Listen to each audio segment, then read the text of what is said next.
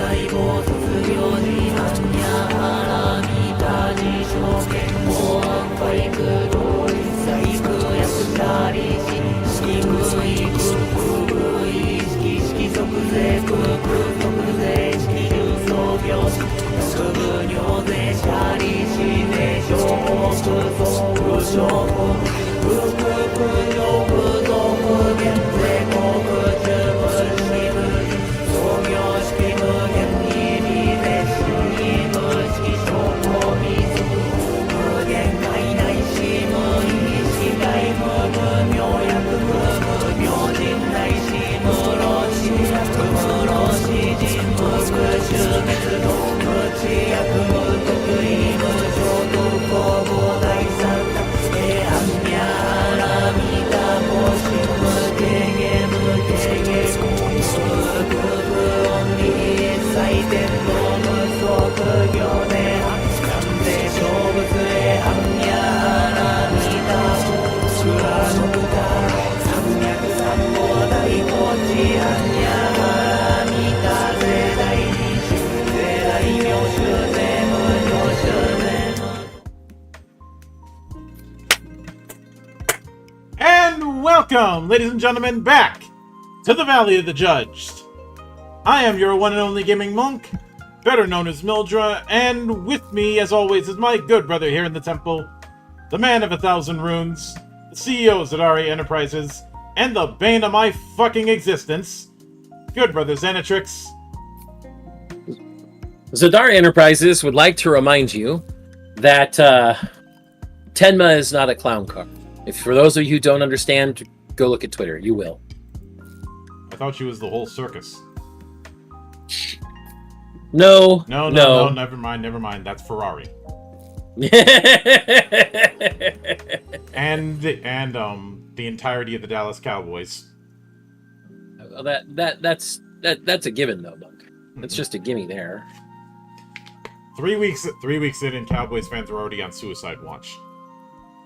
Oh, I usually saw expect this to happen until January. True. I saw a really funny one where it was a girl with her two grandparents, but then somebody had captioned it, two Cowboys cheerleaders from when they last won the Super Bowl with a current day Cowboys cheerleader.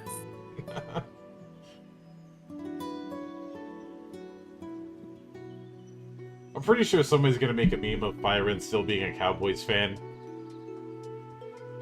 Maybe. Being the only person who can remember when they went to the Super Bowl. I can see it. But some of you may be looking at this and going, wait, I thought you guys were doing Atlas Adventum for the one-shot this week.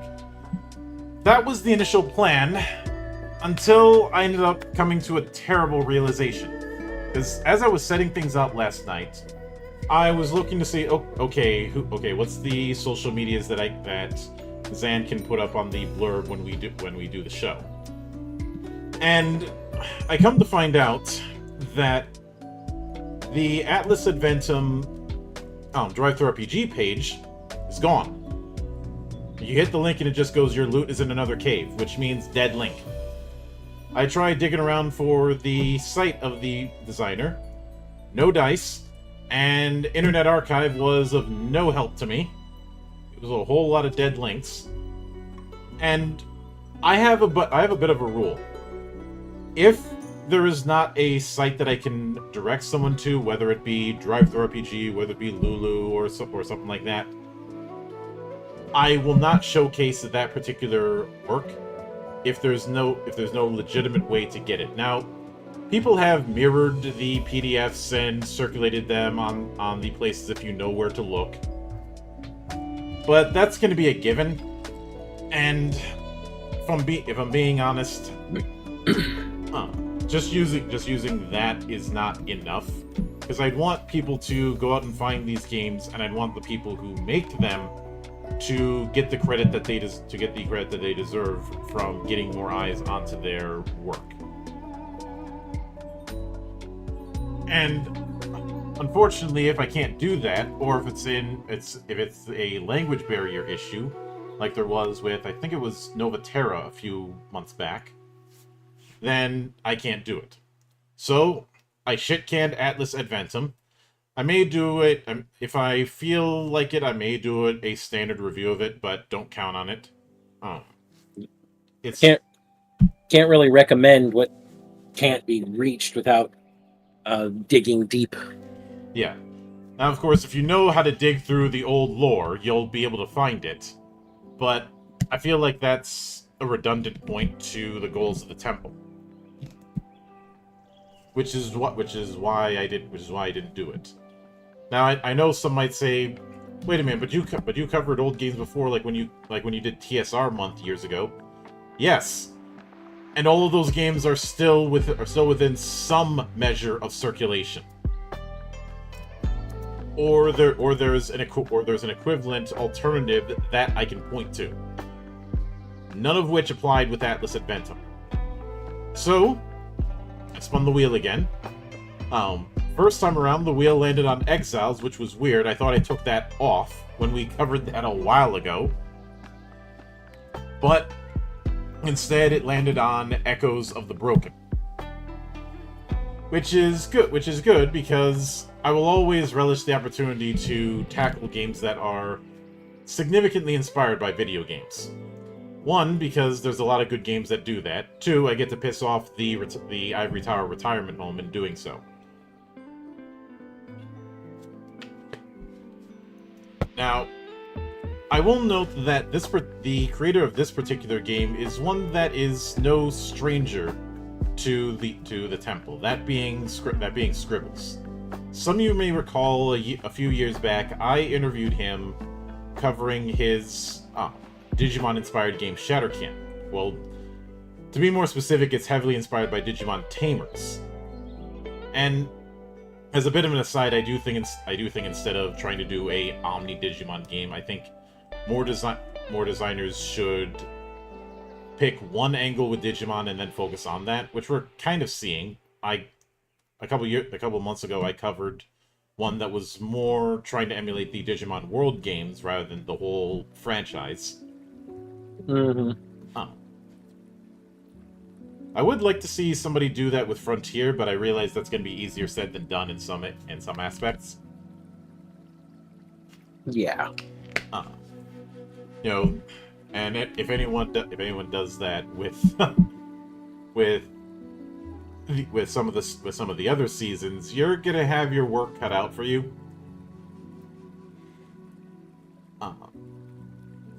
Especially trying to make the whole tribe thing work in that one season. Mm-hmm. I'm not saying it can't be done. I'm just saying you're gonna have your work cut out for you. But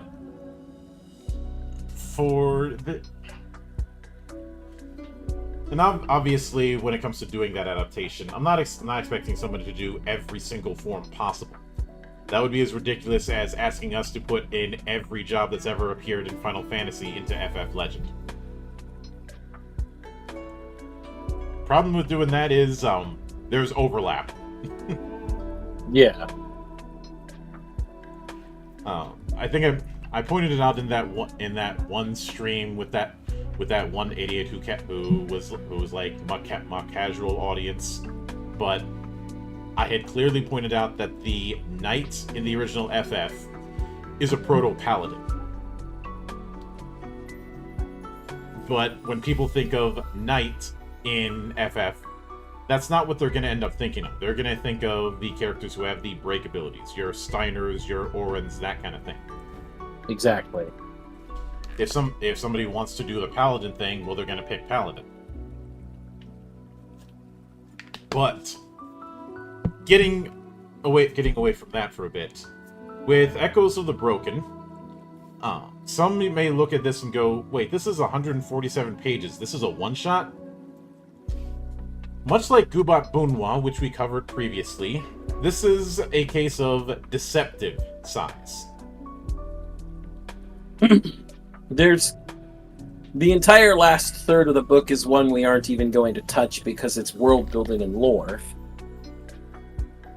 The whole world of Ranaskar, which has some tools for generating stuff. We might briefly touch those. but they seem a lot more like they're going to be a side thing compared to the main stuff, such as how the game is played or how to build your warden. Mm-hmm. There's also, but the other reason I made the analogy between this and Gubat Bunwa is the text from page to page is not very dense. It's single column, it's very light on text, a few paragraphs per page, and there's a whole lot of space for things like art or placeholder art. Yes. Now, there's also a lot of tables. Mm-hmm. And we don't really cover tables on a row-by-row basis. No. Though we do comment based on what information we see there and whether that information should be more succinct. Mm-hmm. Isn't that right, Planet Bound? Jeremy and Travis will never hear the end of it from me for that one, but they love me because I helped them to streamline it as well. Mm-hmm. And I love them too. They're great guys. But I will note that there is unfortunately no bookmarks in the PDF. This is a second draft, after all. A second draft from 2 years ago. Mm-hmm. I think the most recent thing that Scribbles has worked on is Behemoth, but that was about a year ago. But at the worst case scenario, if I were to run this, I would just put in the bookmarks myself, just to be petty. Efficiency. Yeah. The main things we're going to be covering of the 3 sections are the first section, playing the game, and the second section, the Warden's Call. We may touch on some of the tools in the world of Renaskar, but it'd be a very light touch. It would be a whole lot of skimming. Yeah. But we open up with the introduction, and since I did a fair bit of talking, I'll let you take that part. All right. Welcome to Echoes of the Broken, a tabletop role-playing game of elemental mayhem in a post-apocalyptic fantasy world. It's been 100 years since the breaking of the gods, when the world of Renaskar was devastated by an apocalyptic war between the gods. Falling from the heavens, the broken corpses of the gods became the Remnants, colossal monolithic structures of arcane power. From the Remnants emanates the Echo, the will of the broken gods, twisted by their violent end. The Echo warps the land and corrupts the people, leaving Renaskar a volatile hellscape, Yet some hope remains. Oros, the first to die. Numbered among the gods in a bygone era, Oros was betrayed and murdered by the other gods, their body torn asunder and scattered across the land. For thousands of years, the remains of Oros were dormant, mere curiosities to the mortals that lived their lives around them. Following the breaking of the gods, however, the remnants of Oros came to life, projecting a warding shield to keep at bay the echoes of the broken gods. Within these wards, the sanctums of Oros, frightened mortals took refuge. Now, 100 years later, the sanctums grow weak, ever besieged by the echoes of the broken gods. In desperation, the remnants of Oros have called upon champions, the Wardens. You are a warden, plucked from the grasp of death and endowed with a fragment of Oros' power, that you might stand against the echoes of the broken. Title drop. Yep, there's our title drop. So the idea of you coming back from the dead with this kind of thing, I'm pretty sure some people are going to be thinking of Destiny. But I have a feeling that the bigger influence is Souls.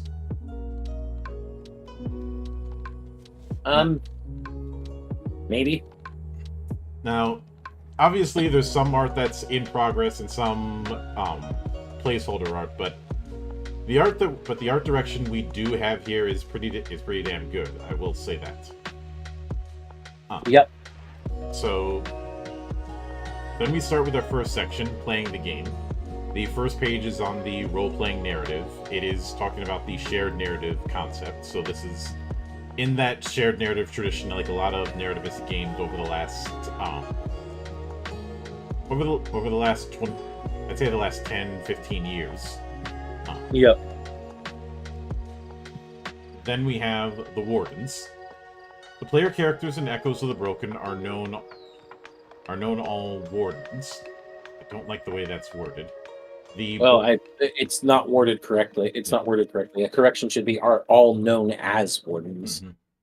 The bold champions that stand against the madness of the broken gods. The capabilities, powers, and features of each warden is represented on a character sheet, which contains the following components. Attributes, pretty self-explanatory. The attributes you have are body, mind, heart, and spirit. No Captain Planet jokes, I've heard them all. Skills and masteries is the other one, a measurement of training and experience. Skills are broad categories, while masteries represent a tighter focus. So, skills and skill specializations. I'll have some things to say about that, but I want to hold off on that. Then traits, various tools, characteristics, weapons, resources, or allies that you can rely on to gain an advantage. It's a lot of things under a certain umbrella. Boons and burdens, advantages and disadvantages that a warden has, which have the power to influence the narrative. And legacy, a central theme in a warden's journey, guiding them in their duty. Then we have challenges. And I'll let you take this one. All right. When it comes time to resolve a situation with more than just the narrative conversation, a challenge is played out. So this is your typical. If it has a chance of failure, this is where you need to put the characters in some sort of check, and it says as much. You know, you're drawing upon character stuff to overcome a threshold that's been established, as well as dealing with any threats, and the fact that all challenges come with risks and rewards. But the important part is a challenge is a 3-phase process: setup, action, and resolution. And in the setup phase, a GM determines the threshold for mixed outcome, good outcome, and great outcome. So there's a form of a fail forward here with the mixed outcome idea. Because obviously there's outright failure, but if you don't quite make it, but make it just enough, or maybe not quite make it, but it's still really close, you're going to get a mixed outcome. An optional section of the setup phase is threats, which are, well, things that threaten your challenge, from actual people to circumstances and whatnot. And they become a part of an opposing dice pool known as the threat dice. And then, of course, the risks and rewards. Then, in thresholds, it mentions they're a sequential set of numerical requirements for different possible outcomes: bad, mixed, good, and great. And they're determined by the number of successes a player rolls with their own dice pools. So it's like some very typical dice pool games. Mm-hmm. At least if you're familiar with games that use compounding dice pools between what I'm guessing is going to be skill and attribute.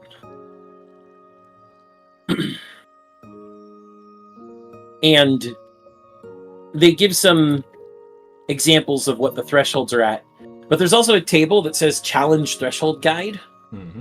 And it talks about, and it's got 2 axes and 6 tables for numbers of players, from 1-player challenges to 6-player challenges, and determining what the number of successes has to be for each type of challenge. Such as, if you're looking at a 1-player challenge and you determine that it's easy to get a mixed outcome, you just need 1 success. To get a good outcome, you need 4 successes, and to get a great outcome, you need 7. What I don't see here is any guidance on what determines the difficulty. And that's always important for some setup like this. We will always harp on this. Always. Because having the idea, the barometer, your outer bounds of what you're supposed to be working within is important. You need to know what you have to work with. And I know that Monk has harped on time and again about how people have criticized his insistence on guidance for things like this as you just want every situation listed out. No, we want a general barometer of the ranges we're working within. We can work from that point. But without that, this table becomes excessively esoteric and burdensome. Yeah, I know some will argue, well, if If you know your table, you'll be able to figure that out. That's not an assumption you should be making, ever, as a designer. Yeah, for all you know, you could have a bunch of new players or a new GM. Someone who's new to either of these aspects is going to struggle with something that doesn't have some sort of clear boundary. The next section is threats, and it says they're, potential sources of harm during a challenge. Basically, a counter die of some sort. And they even, in the example, they do point out that not all threats are people. One of the threats is called jagged rocks. So, essentially, it's anything that can complicate a challenge and cause damage. Yeah, and then we have a secondary table of the combined value of all threats present in a given challenge, but it's the same problem. The guidance here is a little better. At least you know what threat sources are. How many different things are causing a threat in the challenge. Add them all together. That's your number of threat sources that the challenge should have based on its difficulty. And the total amount of, threat dice. The threat dice should be, it even says the recommended number of threat sources that the total threat needs to be divided among. So for example, it says in a one-player challenge with low threat, the total threat should be 2 and should only have 1 threat source. So that you'd get 2 dice from that one source. But once again, the amount of threat doesn't have any guidance. And the same criticisms apply as with the threshold. Then in the last part, risks versus rewards, your consequences for the outcomes. And it even says that mixed good or great outcomes get a result defined as a reward. But if it's a bad outcome, you get a consequence defined as a risk. There's a table I saw when I was skimming at one point that kind of counters this, but we'll talk about that when we get there. Yeah. Finally, we move on to the action phase, and I'll leave that to you, Monk. Yep. So, the action phase. Each warden involved in the challenge will perform actions using the following process. Declare actions, so declaring the action you're taking, selecting the attribute, skill, and mastery that's appropriate, declaring your stance, and indicating if you're contesting a threat. Build dice pools. You'll create your pool of action dice by collecting a number of d6s equal to the combined totals of the chosen attribute, skill, and mastery. If the warden is countering a threat, the GM collects its threat dice, then modify both pools according to the warden's stance. Then resolve dice pools. Both sides roll their respective pools. 4s up count as 1 success. 6s allow you to roll an additional dice, so exploding 6s. Then and it's infinitely exploding, I might add. There's no limit. Then inflict damage. The GM inflicts 1 damage per success from the threat dice. The player may spend any amount of successes from the action dice to block that damage. Then commit successes. The remaining successes from the player's action dice are totaled up and committed towards the resolution of the challenge in the resolution phase. And it does go into more detail on each part. The first one with declare action, this is where it brings up a hinting of these stances. Secure, cautious, neutral, aggressive, and reckless. In order to select any stance other than neutral, you have to utilize your traits. We'll get into that later. And you have to decide whether or not you're contesting any of the threats. Then we have an example, and then a table going into the action stances, which we have the stances, the required traits, the changes to action dice, and the changes to threat dice. It looks kind of while it's not the same as how the Robotech RPG does the disadvantage advantage system, it looks like you have to have enough traits to justify the stance you're using, and then that stance modifies dice pools directly. So you get +2 action dice with +1 threat die if you're in an aggressive stance, whereas you get -2 action dice, but the GM gets -1 threat die in a cautious stance, and so on. Now, you don't actually need guidance for whether a stance is good or not. It's very much you're justifying a way to modify dice pools with whatever your traits are. Mm-hmm. And you just need these different labels to understand, hey, this is the trait this is the stance I want to get, so what traits do I have that justify that? And how can I interpret that into the narrative? Mm-hmm. So that's actually a pretty good tool. Yeah. Then we have build dice pools, which is self-explanatory. Then resolve dice pools, which is also self-explanatory, as mentioned before. 1 to 3s do nothing. 4 to 5s are successes. 6s are a success, and roll and resolve another d6. Then inflict damage, which we already covered. And then commit successes. And yeah. After that is the resolution phase, and I'll let you take that. Yeah. Before I do move on to it, I just want to mention that damage being countered by your successes makes sense. And you playing a game of, do I take the damage so that I make sure my action is successful, or do I block some damage but then take a mixed outcome? There's some risk versus reward gameplay here. I really like that it encourages that. Mm-hmm. But in the resolution phase, we get another four processes: determining the outcome, which of course is determined by the number of successes committed to the action. You resolve the complications or benefits, and the complications or benefits come from whether a warden got a mixed outcome. They get a complication. So, like I said, it's a form of fail forward. You succeed, but I guess is the best way to put it. Yep, the good old and but, something very much in the vein of PBTA adjacent games. Yep, and then you get benefits if you get a great outcome. If there were any threats that this one's specific, roll uncontested threat dice. Mm-hmm. These are dice that the warden chooses not to even acknowledge as part of their action, and as such, the dice are rolled uncontested, and the warden will take any damage from them and doesn't have a chance to throw successes at them to block them because they've already committed their successes to their action. Mm-hmm.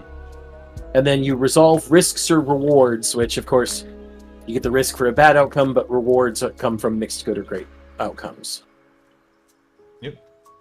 Now, the section about determining the outcome is actually fairly straightforward. You don't really need any guidance because you've gotten it from the previous sections. It's another table. The outcome comes with 3 questions. For example, the first part of the outcome: was the threshold met? If it wasn't met, you get a bad outcome. If you met it at the lowest portion, you get a mixed outcome. If you met it at the middle portion, you get a good outcome. And if you met it at the highest portion, you get a great outcome. Are there risks or rewards? Only bad outcomes get risks, everything else gets rewards. Are there problems or perks? Bad and mixed results come with problems or complications, and only greats get perks. There are no problems or perks for a normal good result. And then finally, resolving the problems and perks. There is a suggested table of problems and perks, and it's a number of possibilities, which this is the type of guidance I would want to see for the threshold and threat tables earlier. Some example problems. The GM rolls for a threat a second time, or new threats are introduced in the next challenge, or there's increased thresholds in the next challenge, or there's unfortunate consequences for other characters. And that's not all of them, but that's some of the bigger ones. Whereas some of the perks are things like, if you chose to leave a threat uncontested, maybe that uncontested threat no longer rolls. Or you reduce the threat or thresholds for the next challenge. Or you activate your Warden boon for free, which we'll get into that when we get to Warden boons. Then, of course, the uncontested threat dice, as I said, is, oh, you chose not to contest that specific threat. So now those dice get rolled and you just take damage from them, period. And then resolving risks or rewards.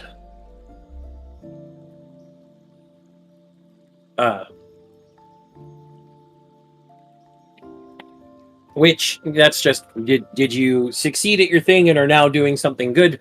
Or did you fail at your thing and are now doing something bad? Mm-hmm. Or something bad is now happening, I should say. Then we have a table that quick references how challenges are determined by the GM and how those steps go. And we have a section for change challenges or a section for challenge variations such as change challenges or split challenges.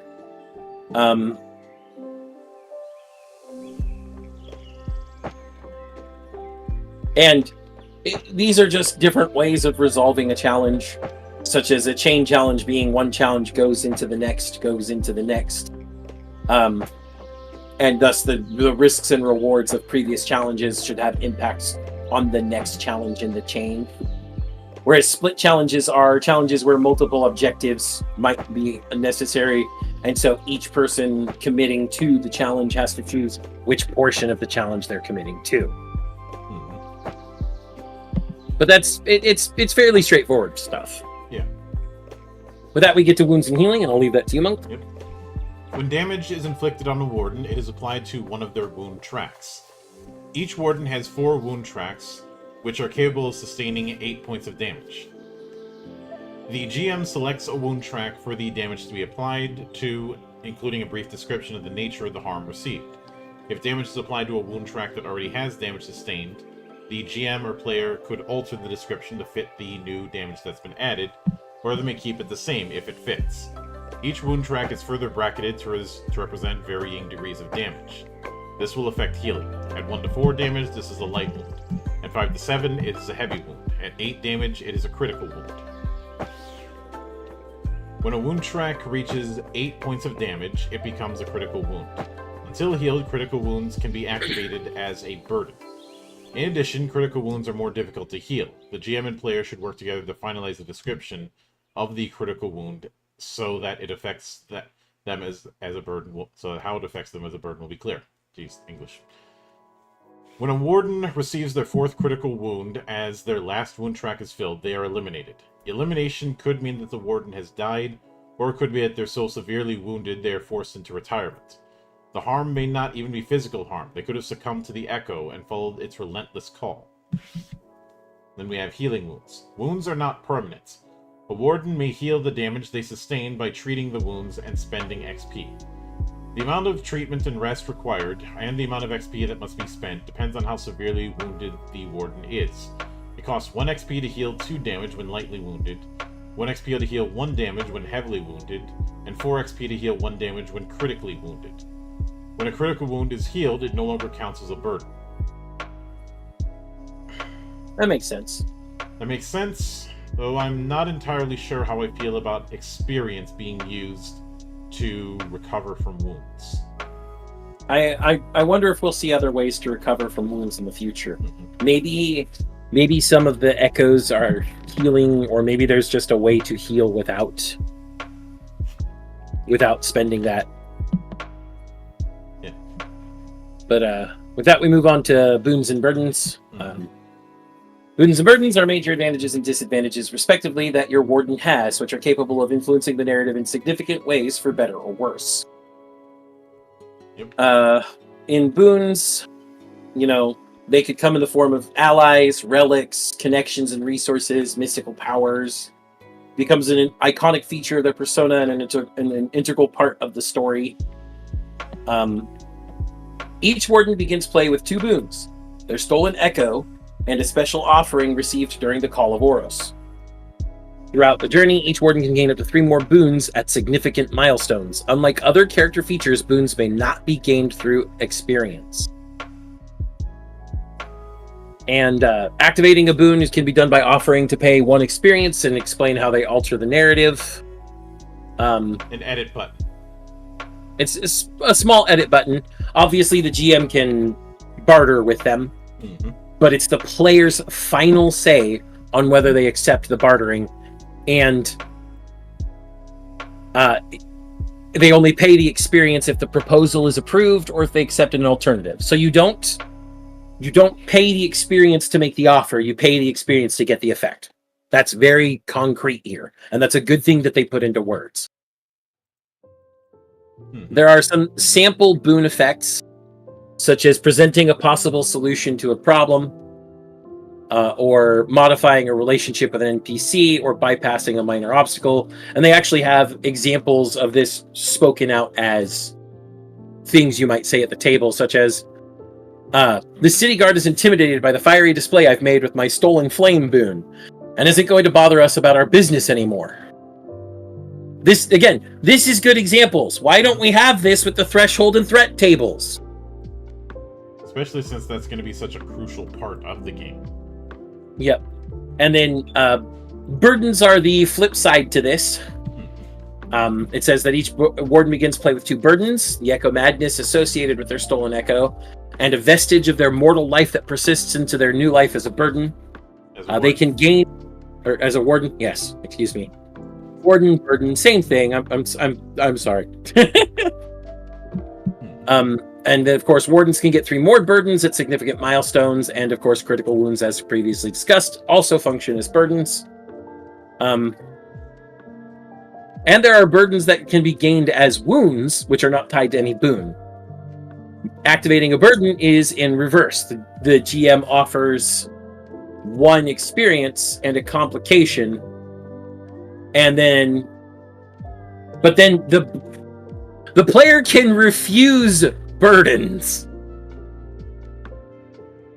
So they can take the 1 experience if they really want that 1 experience, but then the burden hits, or they can refuse the 1 experience and the burden doesn't happen. And once again, we have a sample burden table that does the same thing. There's also a guideline for boons and burdens. Indirect application. On the surface level, many boons and burdens seem to have a fairly straightforward application. A mighty sword is used for combat, a stolen echo of flame is used to burn things, and a scholarly companion is used to study old scrolls. However, it's not always necessary to use boons and burdens with so direct an application. You can propose effects that are only indirectly related to your boon or burden. Perhaps your mighty sword is also a sword with a long history, and in a social situation, it can be used to gain the respect of someone who knows its history. Perhaps your scholarly companion happens to be distantly related to the leader of a marauding warband, and so they both share a genetic allergy to bees. It's important to not approach boons and burdens through too narrow a lens. And then, of course, the golden rule. It's very important to make sure that boons and burdens effects are meaningful. It should never just be something that was going to happen anyway. GMs should be very clear about how the boons and burdens impact the narrative. Bees. My god. Not the bees! No! Look, we may be hammy, but we can never be Nicolas Cage levels of hammy. I can damn well try. Well, we can try, but I don't think we'll ever overact to the point of bursting into flames. Or whatever he was doing in Vampire's Kiss.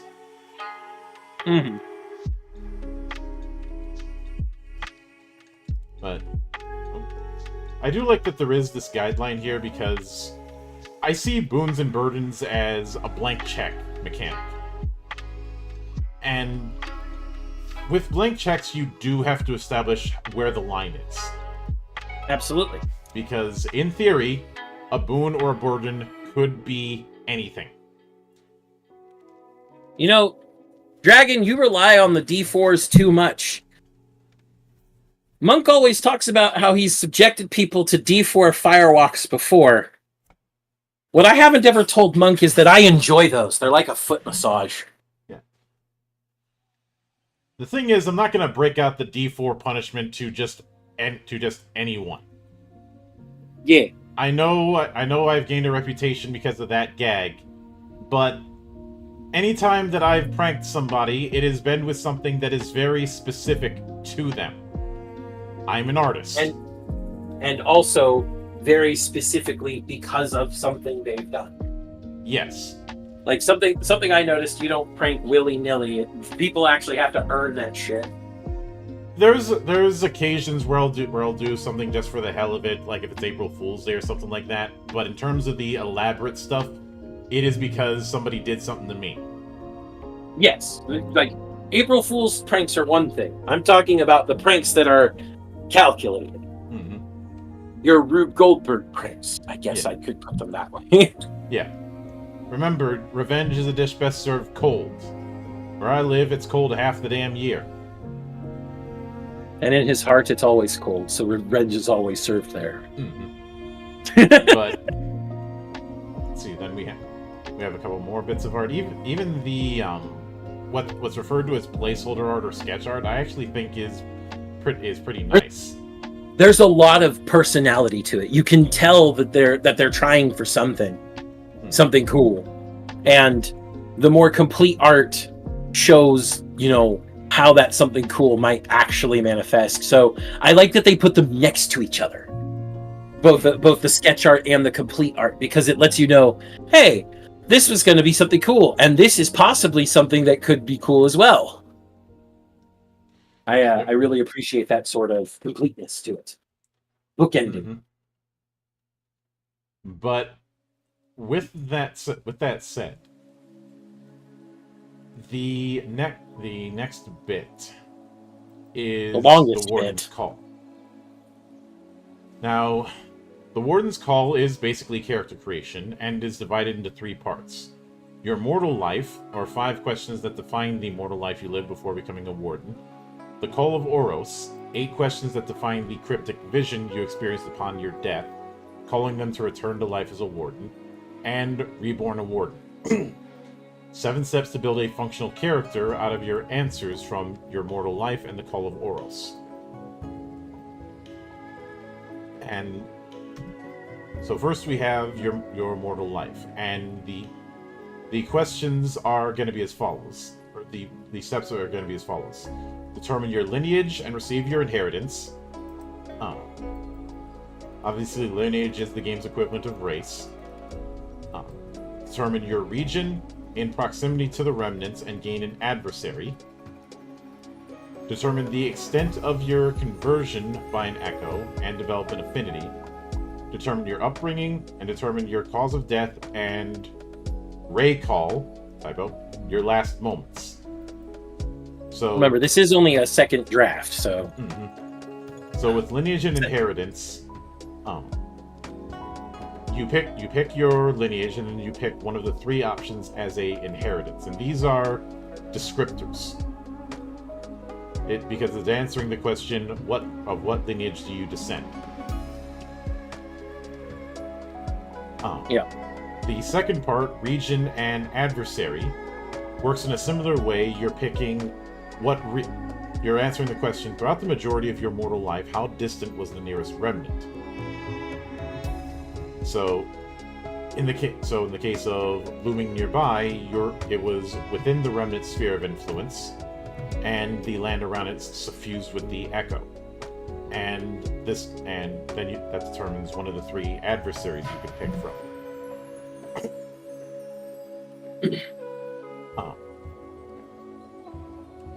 The next question is not that. Conversion and affinity, or how long did you listen to the echoes? And you pick one of the conversions listed, and record one of the 3 bullet points you get as a affinity. And then we have upbringing. You'd pick you'd answer the question, what was your upbringing? And upbringing, I'd say it would be the equivalent of background. Or actually more like occupation. Background and occupation rolled into 1. Yeah. There's some like artisan or militant that are very much an occupation, and there's some like noble born that are very much a background.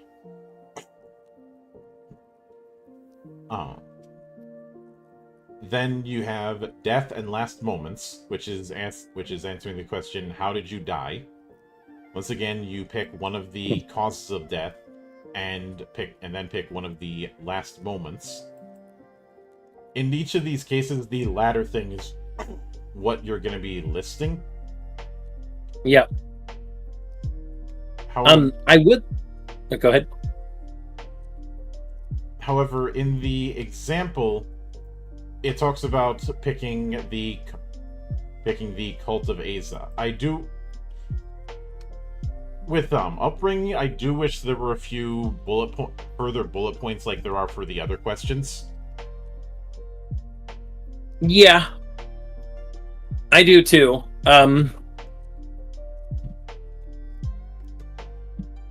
think there though that it looks like, looking at the example, goes with Mystic. He considers some of the questions about Mystic and decides he was a leader in a cult that worshipped the nearby remnant.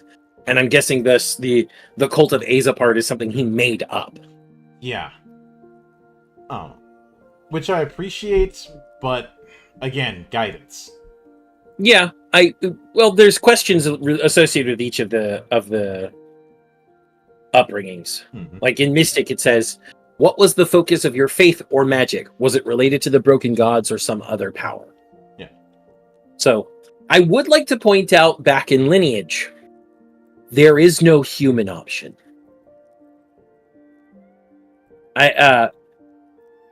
The Fane are descendants of Fey creatures, and while they mention humans in it, they are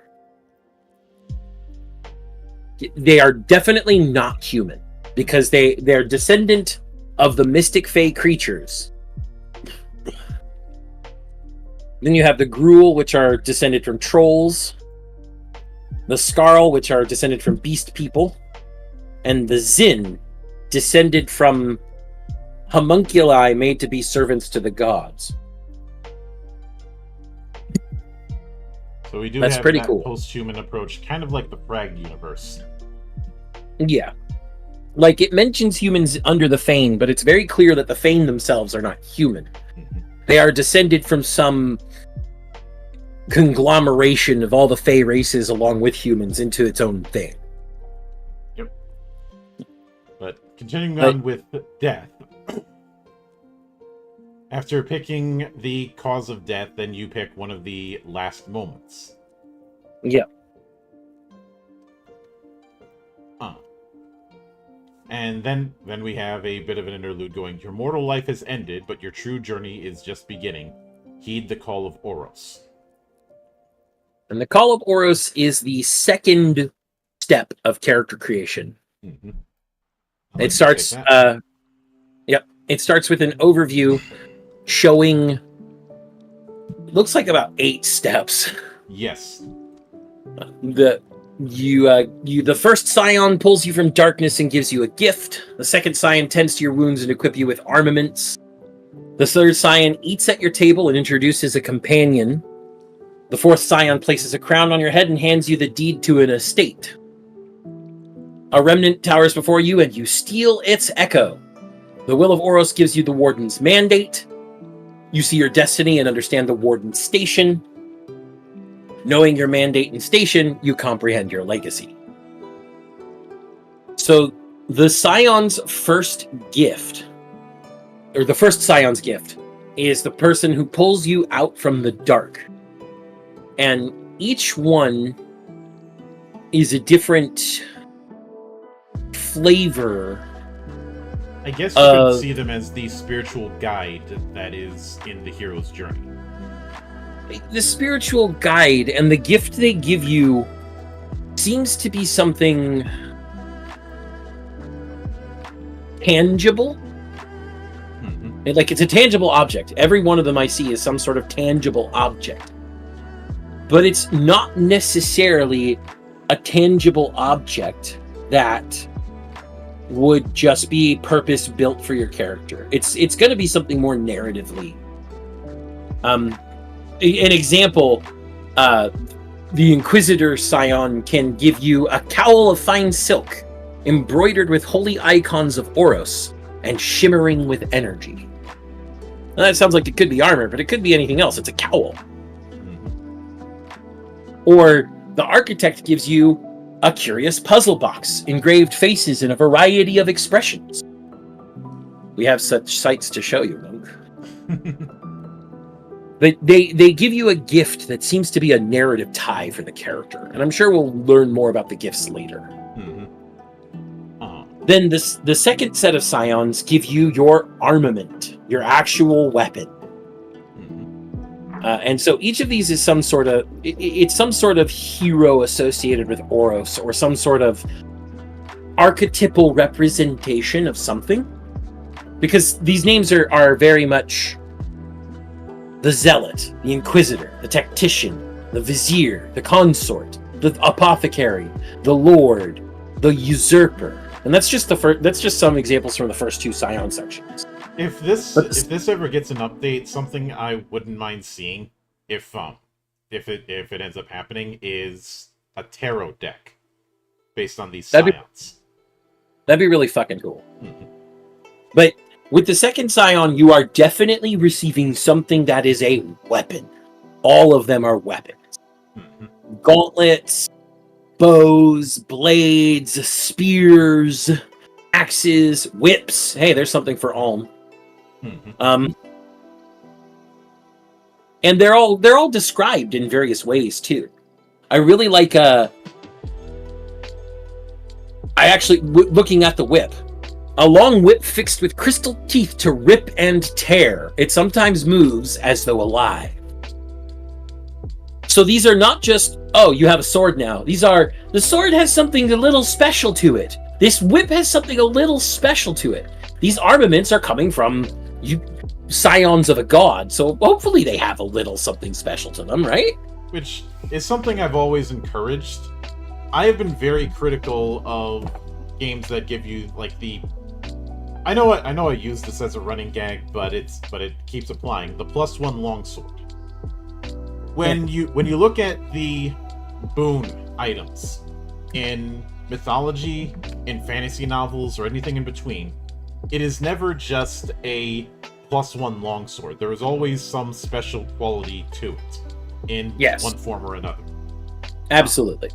This is why I've said that the benchmark for artifacts is something like the Noble Phantasms in Fate. I know some might go, the Noble Phantasms go all over the fucking place. I'm like, yes. Yes! That's the point. They're built off of myth. You have the myth of the greatest sword that ever was. You also have a myth of the literal Panopticon. Oh, and let's not forget the myth of the one God King with a vault of every fucking weapon in it. Yeah. Hello, Gilgamesh. And if I have to use something outside of Fate, I will bring up the Master Sword in the Legend of Zelda series. The Master Sword that... Yes, the Master Sword that the fucking Skyward Sword game gave us the how that myth was built. And fuck all you cowards who didn't want to play Skyward Sword because you didn't want to deal with Wii Motion Plus. There's an HD remake on Switch. Go fucking play it. It's a fantastic game, and the fucking story is great. I'm gonna be here all day. I'm railsing myself. Third Scion. I'll say this. I'd rather play that than go through Breath of the Wild's bullshit again. I'm going to crack my Switch, and I'm going to put a cheat just for no weapon durability if I ever play those games again. That's it. That's all I care about. Yeah. Anyway, the third Scion, again, if you'll remember, he sits at your table and eats with you and leads you to a companion. So these are an actual person you will find as a warden who helps you in some fashion. I would say this is the literal spiritual guide. Maybe. To some of these examples, like under the soldier, a gallant Fane cavalier and his trusty flightless avian steed. or a bitter one-armed Scarl scout, unafraid to tell you her mind. Maybe these are spiritual successors, but they're also literally companions. They're people that will help you, and in some way, shape, or form, their interactions with you will be shaped by this one sentence. And that one sentence, the GM's going to be able to fly with that. The player's going to be able to fly with that. I like these little descriptors because these are really nice. Yeah. I also, once again, like the Scion's companions being things like the sinner, the soldier, the charlatan. But we get here with the fourth Scion's estate, which is the person who is crowning you. And what the estate you receive is. So everything you receive from the Scions is tangible in some way. A gift that is some sort of important item, but not necessarily a direct weapon. An actual weapon. A person you're going to interact with. And the final one, a fucking estate. And once again, these names are great. You have the Scrivener, and the Heretic, and the Jailer. Some really fucking cool names. Some really fucking cool art, too. Also a better jailer than World of Warcraft. Heh. Low bar, monk. Yes. But the estates aren't necessarily like what you might be thinking, people. It's not necessarily, oh, you get a manor and land. Some of the estates are a library built within a landlocked sailing ship.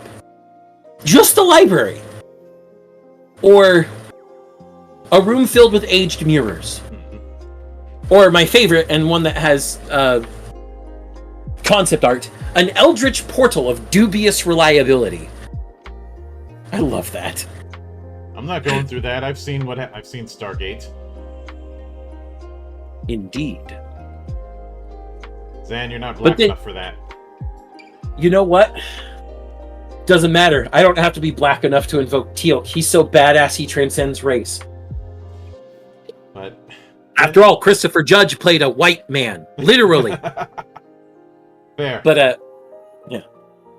Then we get to the Stolen Echo, which is the echo you are stealing from one of the broken gods. From one of the remnants. And there are a fuck ton of them. I'm going to read them all out just because they all sound cool. We have the Echo of Flame, or of Rakesh. The Echo of Storm, or Xiang. The Echo of Frost from Uroth. The Echo of Kadul, Earth. Radiance from Azza. Oh, there's where you can determine which remnant you're a mystic for. The Echo of Void from Tekar. Ether from Shai. Nether from Drektis. Life from Ramiel. Oh, that's cute. Hang on, Death from Nafet, also cute. Let me check what. All right, first off, Ava fans are gonna get PTSD hearing the name Ramiel because that was the giant blue diamond. The diamond that screams in geometrics before it shoots a laser. Mm-hmm. Yes. That's why I said it was cute. And you want to know what's even funnier about it being called about it being the Life Echo? What's that? Ramiel is the thunder of God. Yep. We also have the Echo of Order, or Zhou, and the Echo of Chaos, or Idra. They're also each associated with some sort of mineral.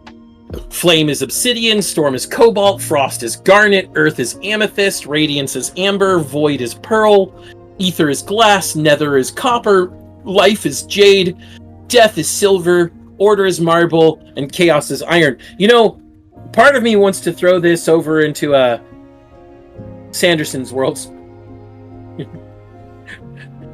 Yeah. Some of this could just be invoked over with all of the metal magic, monk. Mm-hmm. Mistborn. There's also a recurring theme with the powers.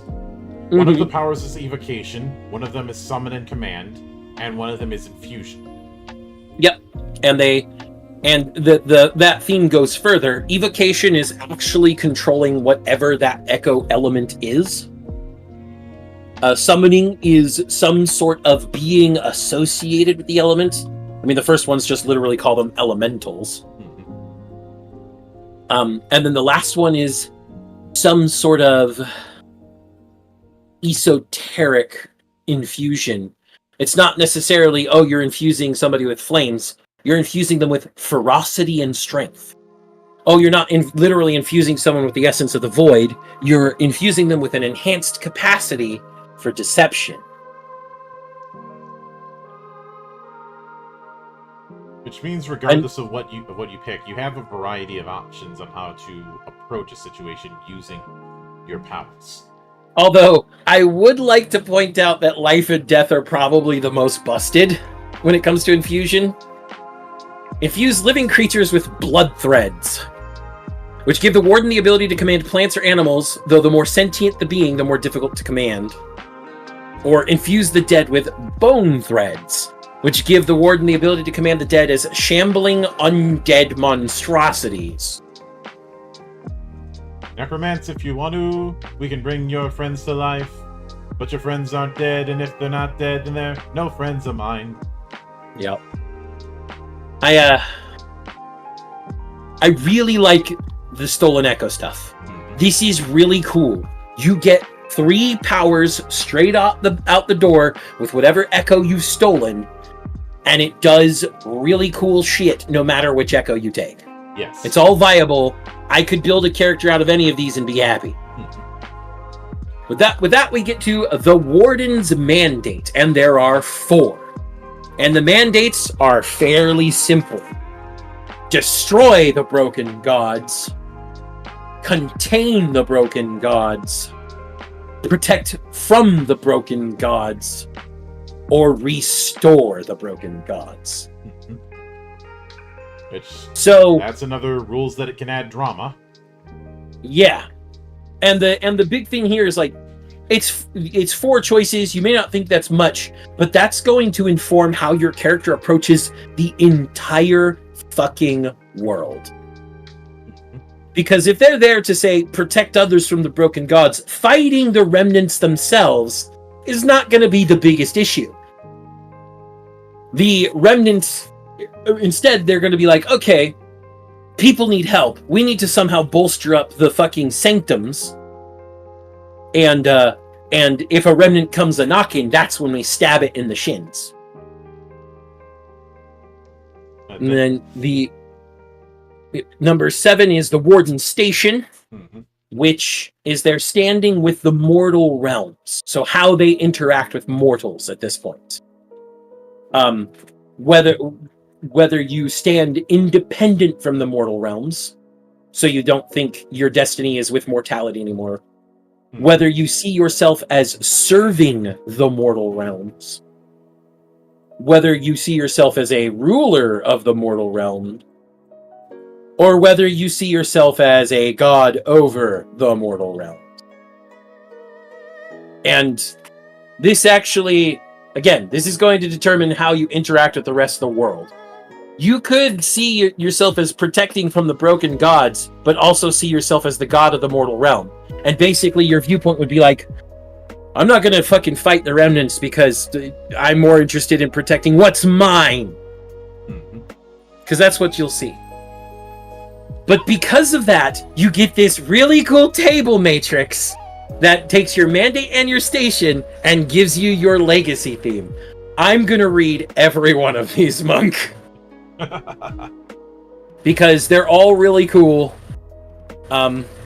Starting at the bottom right, though, because the coolest ones are at the top. So starting with Wardens as independent from the mortal world, they get some fairly simple themes. If they're gonna destroy the broken, they're a slayer. A free agent driven with one true purpose to slay the broken. If they're going to contain the broken, they're a vigilante.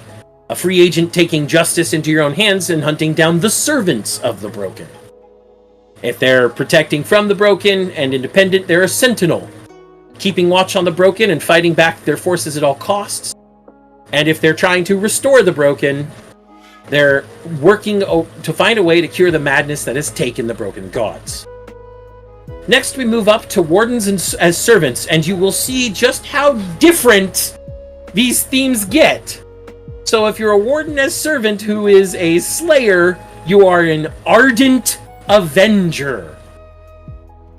That escalated. That like, I'm going to inflict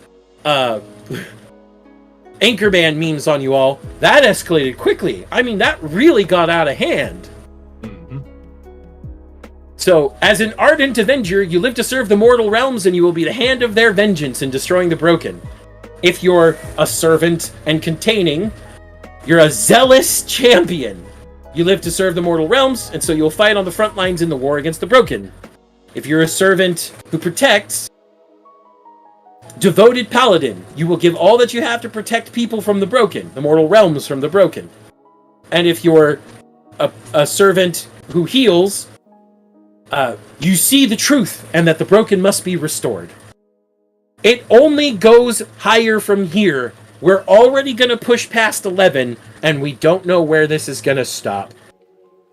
So if you see that a warden is a ruler of the mortal realms, and you're a slayer, you are a God's Bane Imperator. As a rightful ruler of the mortal realms, under your reign, the broken will be utterly destroyed. Ruler and contain. Crusader Tyrant. Your job is to lead your forces in the endless crusades against the broken. Ruler and Protector. Sovereign Protector. Under your authority, the mortal realms will be kept safe from the broken. And then Ruler and Healer. Anointed Luminary. You have been gifted with the wisdom to restore the broken to their former state. But remember, we've got one more level of mandate and station here. And your station, if you think you're a god of the mortal realm, if you're a god of the mortal realm and you're a slayer of the or you're a killer, you're meant to destroy the broken gods. Usurper of the heavens. You are destined to destroy the broken and claim their thrones. If you're containing the broken gods and a god of the mortal realms, you are destined to fight back the broken, imprison them, and keep watch over them for all eternity. Keeper of the last vigil. These fucking themes, man. Oh, yeah. If you're protecting from the broken and you're a god, you are the shield of the forsaken, destined to protect the mortals from the ceaseless assaults of the broken. Or, and this one's pretty badass, if you're a healer and a god over the mortal realm, catalyst of the rebirth. You are destined to end the madness of the broken by bringing about their rebirth. I had to read these out because this part was the fucking coolest part of character creation. This is just so cool. This whole thing about Oros' call is just, this last section with your mandate and station is baller. It's so good. Then, after that, the Call of Oros is complete. You are a warden, the last hope against the madness of the remnants. And as someone reborn as a warden, to stand against the broken gods, you awaken in a sanctum at the foot of a shard of Oros. The vision fades into memory. What have you kept with you? So your stolen echo becomes a boon.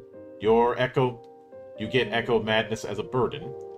You claim the Scion's offering as a boon. The vestige of your mortal life becomes a burden.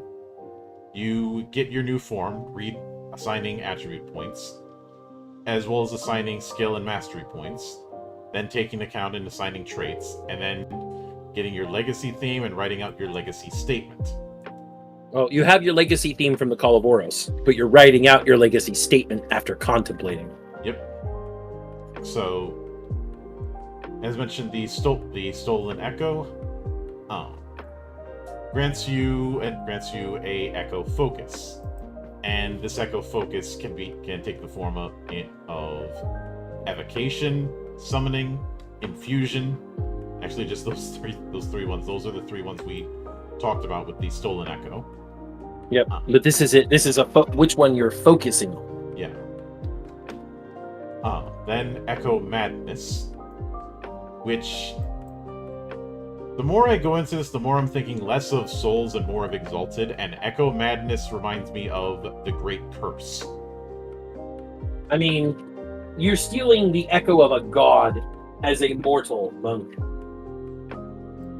I think being inflicted with a little of an echo's madness makes sense. And the Echo Madnesses are Fervor, Paranoia, Contemplation, Defiance, Confession, Manipulation, Selfishness, Selflessness, Nausea, and Hunger. No, there's also patterns and hysteria. Don't forget that. Oh, yep, Patterns and Hysteria. Each madness is associated with whichever echo you stole from. So you will get your madness based on your echo. Yep. However, we do need to read the red text there, Monk, at the beginning. Oh, yeah. Yep. Echo Madness is not an excuse to behave poorly towards your fellow players. Let me say that one more time. Echo Madness is not an excuse to behave poorly towards your fellow players.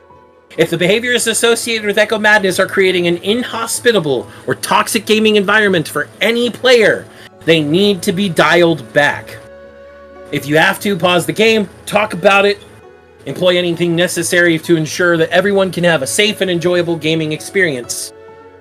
And then, of course, they evoke the general Rule 0 that we all know and love. If necessary, Echo Madness can be removed from your game entirely. That is a good way to avoid the Nenad. Yes. Well, I also like that each madness is a very specific thing as a burden. And remember that burdens are only evoked when the GM goes, I want to evoke your burden. Here's 1 XP. Do you want to take it? And a player has a job, if they fully believe that taking that burden would make a bad gaming experience for everyone at the table at that time, they can go, no thanks. There's also a note here on player agency. Echo Madness has the power to compel wardens to act in certain ways, often contrary to their best interests or to the best interests of their fellow wardens. However, this does not mean a player is forced to give up their agency on what they actually do. As the Echo Madness functions as a burden, it only comes into play if the player accepts the GM's proposed effects and the one experience that's offered alongside it. If a player does not want the Echo Madness to affect them in that way, they are able to refuse the offer. The GM cannot force the wardens into any specific sort of behavior. The GM can decide when and how the Echo Madness hits and what the warden feels, but cannot force how the warden responds. You know what this ends up avoiding and ends up nullifying? The Paladin problem. Yes. Fall or die. Yep. Okay. So with that, we move on from the first burden. We get to the second boon. Go ahead, Monk. Yep. So another aspect is the Scion's offering. You select one of the offerings received from one of the 4 Scions you encountered during steps 1 through 4 of the Call of Oros and record it as your second boon. Note that the other 3 offerings will not be lost to you. They may persist in a narrative or as traits, or be gained later as additional boons. And those are the first Scion's Gift, the second Scion's Armaments, the third Scion's Companion, and the fourth Scion's Estate. And each of them has a set of consider the following kind of questions. Yep, and how it basically defines how it's gonna be a boon. Then we have the second burden, the Mortal Vestige. As mentioned before, this is referring to the vestiges of your previous mortal life, and much like with the Scions, you pick one of the one of the choices you made during during steps 1 through 4 of your mortal life and recorded as your second burden. These can be a troubling inheritance, a dangerous adversary, an unstable affinity to a remnant, or the horrors of your last moments. And then, at step 5, we have your attributes. You have 12 points to allocate among 4 attributes. Each must have 1 point, and none of them can have more than 4 at character creation. And once again, those attributes are body, mind, heart, and spirit. I think it'd be good to read out what those attributes actually mean, though. I mean, sure, that some of them sound straightforward, but wardens with a high body attribute resolve problems through action, combat, or other types of physical prowess. Wardens with a high mind attribute tend to think through problems, are particularly strong-willed, or perhaps they rely on their keen perception and observation skills. Wardens with a high heart attribute generally have the ability to talk their way through anything. They are best when they're trying to charm, deceive, persuade, or intimidate. So, heart is your charisma stat. And spirit, with a high spirit attribute, these wardens are best suited to relying on the magical powers of their stolen echo or other vagaries of mysticism. Yeah. Then we have your skills and masteries. You have 10 points to spend on skills and 10 points to spend on masteries. Skills are chosen from the list, and masteries can be defined by the players. No skill or mastery may exceed 2 points at this stage. No mastery may exceed its parent skill. And the complete skills list is... actually... Not very long. No, not as long. Whenever I see that whole skill and skill mastery or specialization relationship, I end up getting flashbacks to some of the games that really abused that concept in the early 2000s. Yeah. But there's only 11 skills here. Yeah, this isn't a case of say, like Shadowrun, where there were way too many skills and way too many skill specializations, and not enough points to make them all worth it. And it wasn't until 6th edition, the one that everybody hates but me, where that was starting to be addressed. Because throughout the 90s and a bit of the 2000s, a lot of designers had this boner of trying to give as detailed a skill system as they could, which results in some games having these skill lists that are whole pages worth of character sheets of just fucking skills. And some of them are cases where there's skills that you could easily fold into each other and would be more natural folding them into each other. Like if I have to bring up the 3E era, did run, jump, and climb really need to be separate skills? Mm-hmm. I know that's an easy one to pick on, but that's the point. Especially since there was also an athletics skill. Yeah.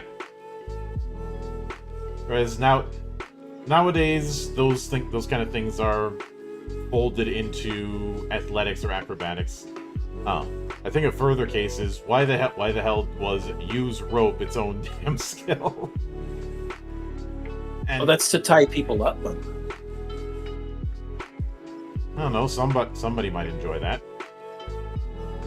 But then in Shadowrun, you have the case of almost every single weapon being its own damn skill, and specializations within them. That was annoying. It was annoying and it was excessive. I don't hate Shadowrun, but Shadowrun does a lot of things mechanically that I hate. But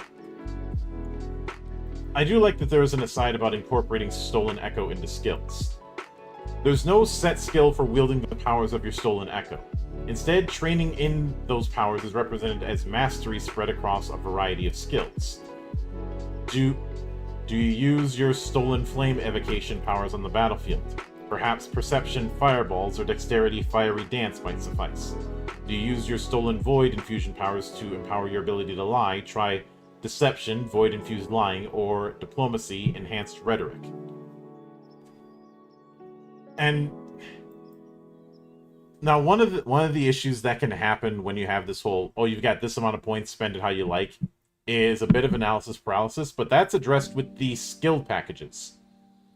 You have a set of skills built around a theme, which tied to your archetype, your background from earlier, your upbringing.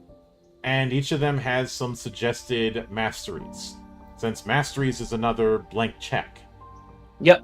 So we have a lot of guidance here. Mm-hmm. Again, our big harping on guidance is still with the difficulty stuff for the GM. There's a lot of guidance for PCs here, but you also need to give good guidance for a GM, because this might be a GM's first game they GM. Mm-hmm. But then we have your traits. Each character has 4 traits. For the first one, write in stolen, and then echo type. There is no limit to what you may claim as a trait, including things already claimed as a skill, mastery, or boon. In coming up with traits, consider the various aspects of your mortal life and your call of Oros. So, obviously that being lineage, region, conversion, upbringing, the scions, and stolen echo. Each of them has a consider the following paragraph, but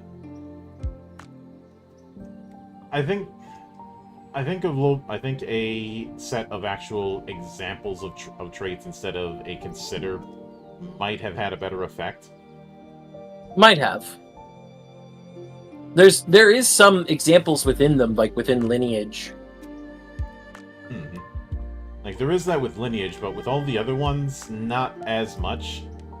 And that's kind of fair, considering that the others are a little less. They're a little more nebulous than your lineage. Yeah. But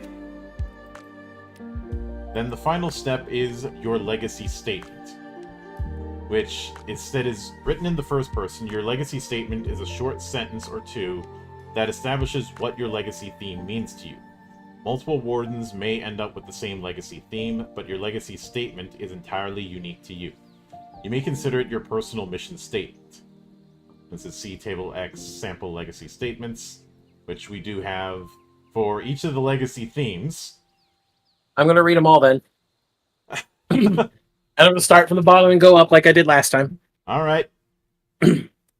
Starting at healer. The gods aren't fully dead yet. I can still bring them back. Don't tell me what I can't do.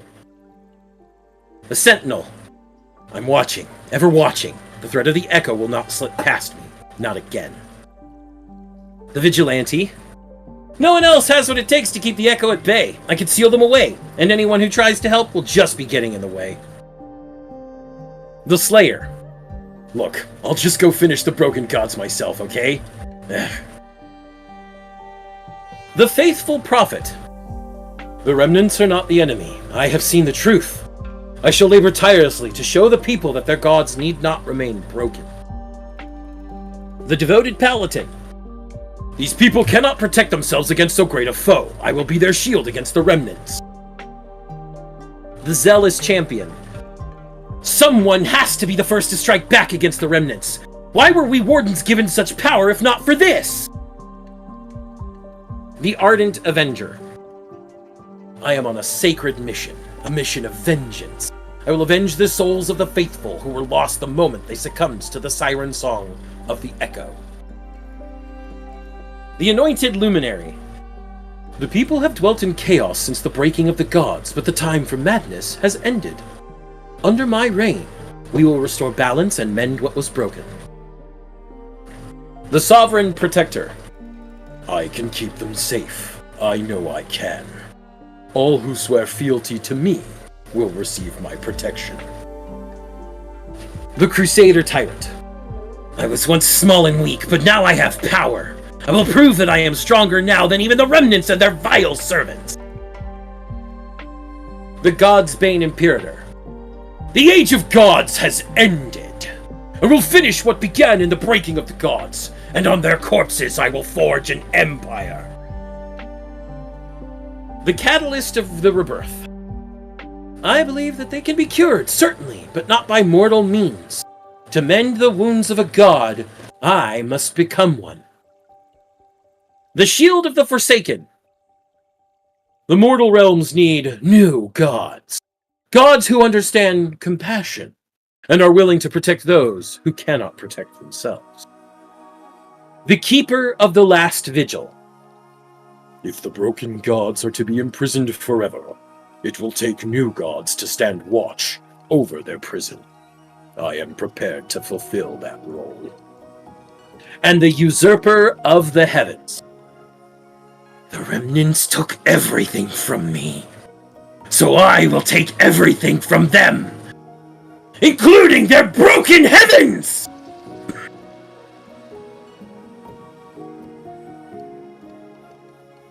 That needed an exclamation point, and it didn't have one, so I put one on it. Yes. But then we have Warden Progression, and this is where we get to gaining and spending XP. They do note that Wardens should earn 3 to 6 XP per 2 to 4 hour session of play, varying based on how much was accomplished. That's very close to how XP distribution tends to work in White Wolf games, in the old World of Darkness and Exalted games. Yep. So when it comes to spending, you can, if you want to increase an attribute, it's 3 times the rating of what you're raising it to. Skill and Mastery, it's equal to the rating you're raising it to. For traits, you can spend 2 XP to gain a new trait, or 1 XP to replace an existing one. Then, Legacy Milestones.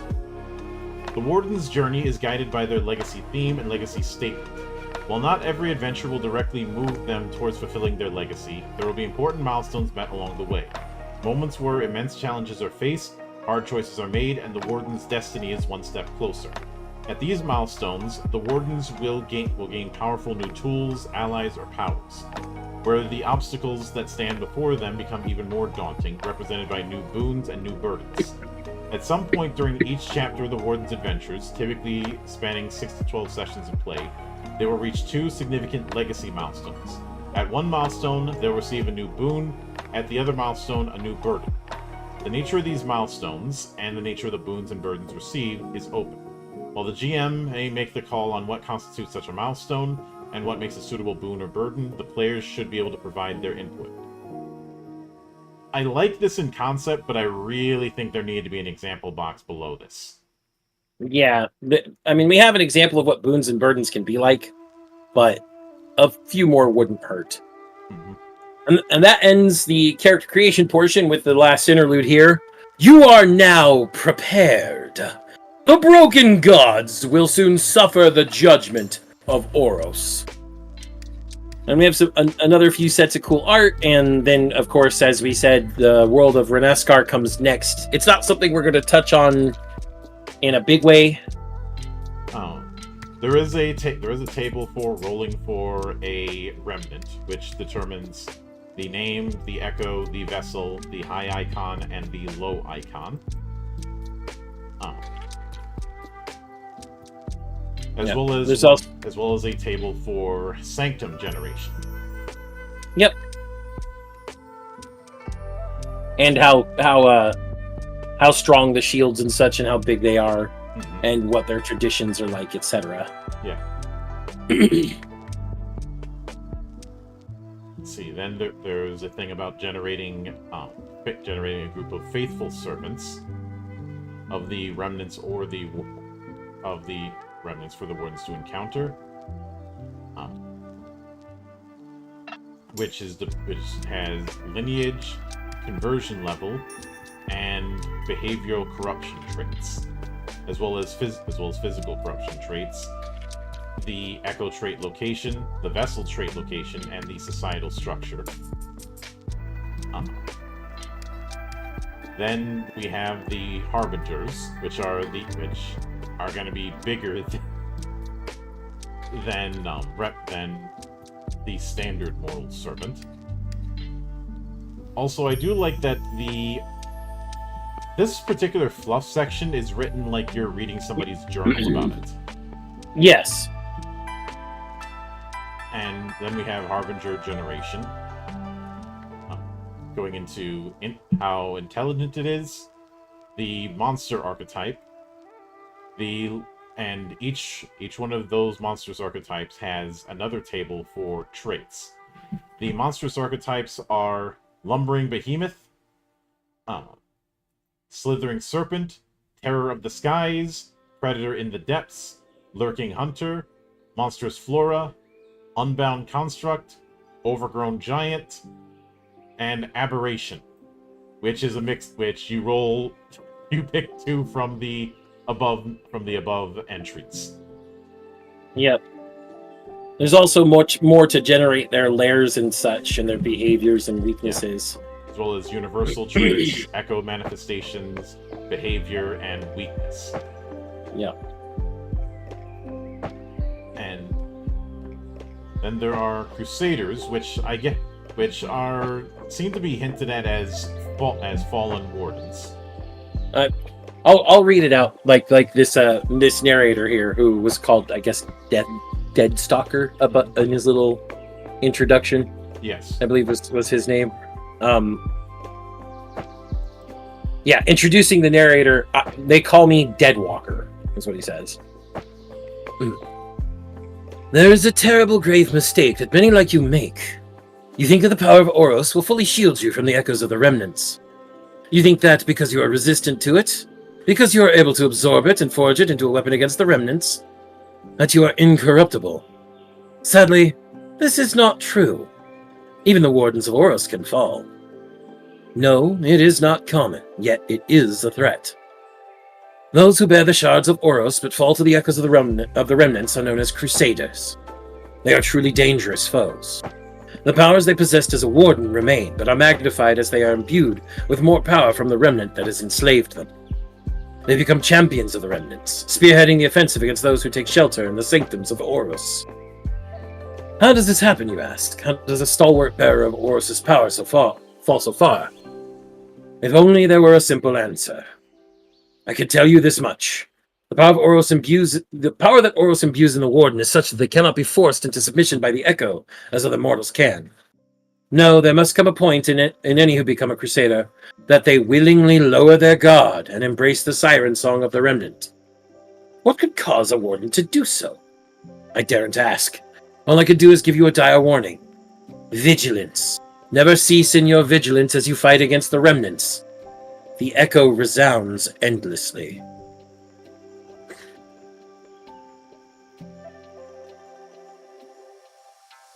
And of course, there's mention of the Scions, which are described as the strongest servants of the Remnants, but not a whole lot of detail given beyond that. And that's where the book ends. I'm guessing there was going to be more added later.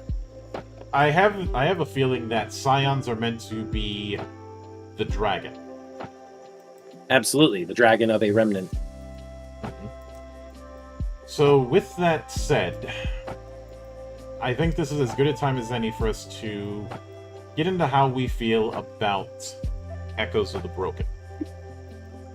Personally, I feel it has some really good ideas. There's some very familiar gameplay concepts and themes for people who have probably played more narrativist games like the stuff from Old World of Darkness and other White Wolf properties. There still needs to be more guidance on certain things, obviously. But we can't fault them too much because it was only the second revision of a draft. It's very clear that it's unfinished as well. If this game were to be finished in a satisfying way, I definitely would recommend this game to a lot of people. As it is now, all I can do is recommend that please make more. Please. Now that being said, there is one particular type of crowd that I would be less willing to recommend this to. And that is people who come more from more of a crunchy background, the kind that have that wargaming mindset. Now, I could see that. Again, for people who have that mindset, there's nothing wrong with that. But the reason why I say this is not going to be for them is because if you're looking for a hard and fast mechanical rule for everything, Echoes of the Broken is not that kind of game. This very much has a lot of DNA with a Forged in the Dark game, and I know some might go, but didn't you get on Candela Obscura for being too much of having so much of the Forged in the Dark DNA? I did. The difference here is that there is proper guidance. The fact that there's even a system to create a bestiary already puts it above something like Candela Obscura, which didn't have that in the name of you don't show the monster in a horror story. Which I always found ridiculous, and I still find ridiculous. Yeah. Because, yeah, the whole don't show the monster thing is a key part of horror stories. But you're not playing a story, you're playing a game. Well, and the big thing there, don't show the monster in a horror story, sure, to the players. The GM is the storyteller. They need to know the monster in the story. Mm-hmm. And I think a further thing is a lot of the base systems that are in most Forged in the Dark games aren't present here. The DNA for Forged in the Dark is it's loose. It's very loose. I would not consider this a Forged in the Dark game, and it doesn't even present itself as such on the itch.io page. Yeah, this like I said, this I get strong feelings of parts of World of Darkness from it. World of Darkness just in general and Exalted specifically. Yeah. Not as direct of an Exalted comparison as, say, Godbound, but it is still there. Yeah, it's clear it's an inspiration. Mm-hmm. Best way to put it. And I do think that people who already naturally create OCs in various IPs, not just with anime and manga, but people who write whole stories about their version of Shepard in Mass Effect, are going to be the ideal kind of people for this kind of game. Yeah, because of the fact that they are already going to be able to have the idea in their head about what kind of character they're going to be playing as. Everything else is just facilitating that. I think the only problem that we ended up having was in that core aspect, there wasn't a lot of guidance. Like when it came to the core ranges we saw in the first few pages, that was the only spot where the guidance was lacking.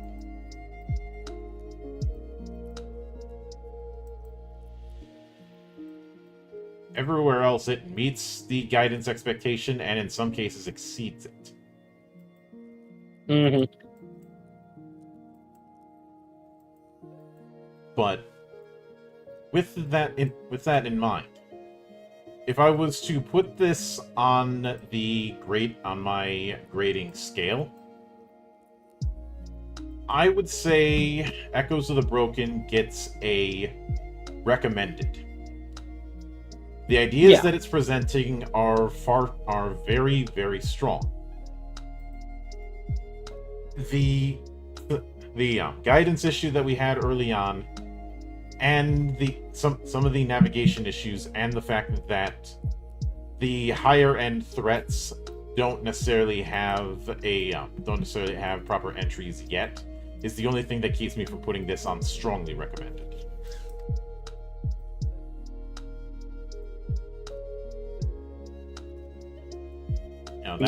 That's my take.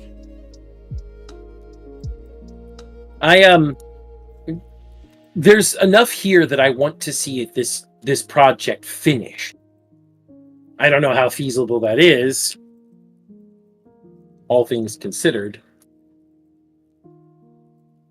But I really, really like what's presented so far. Adding some additional guidance where it's necessary is obviously going to be ideal. And I'd really like to see how the Crusaders and the Scions come into like end game level play. Mm-hmm. So this is like taunting me almost in certain ways. Yeah. Now, with that said, that is going to do it for this particular episode of the Valley of the Judged. We will be back continuing our look through Flux Destiny. Not Flux Destiny, Flux Fantasy. I keep cross-wiring the two. Next week, so keep an eye out for that. And of course, tomorrow will be the return of Cloister of the Dice, but it is not going to be SMG Robotech. Since it's the last week of the month, we are going to be doing a one-shot of Blood, Sweat, and Steel. So, as it's often said, please look forward to that. But until then, on behalf of the good brothers present and not present, my name is Mildra. I am your gaming monk. Stay fucking frosty, everybody.